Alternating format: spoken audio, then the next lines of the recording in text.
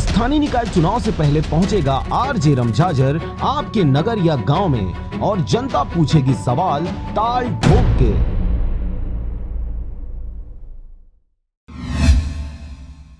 मुंगेली जिले के पथरिया ब्लॉक अंतर्गत आने वाले ग्राम चंदली में दीपावली लक्ष्मी पूजा का आयोजन किया गया था। इस दौरान कई रंगारंग कार्यक्रमों का आयोजन किया गया।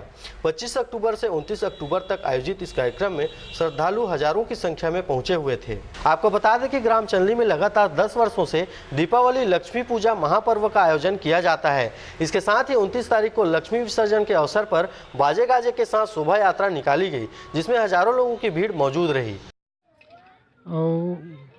समस्त ग्रामवासी के सहयोग से यह कार्यक्रम रखा गया है और माँ लक्ष्मी, सरस्वती और गजानन ये तीनों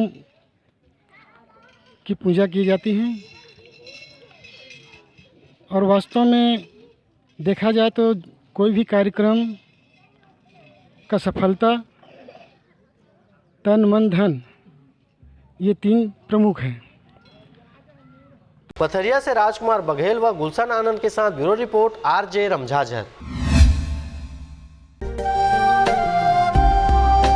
अगर आप चाहते हैं मीडिया में अपना करियर बनाना, रिपोर्टर, राइटर या फिर एडिटर बनना, तो आज ही संपर्क करें आरजे रमझाझर में। हमारा पता है सुर्रीघाट बाईपास रोड, पड़ाव चौक, मुंगेली।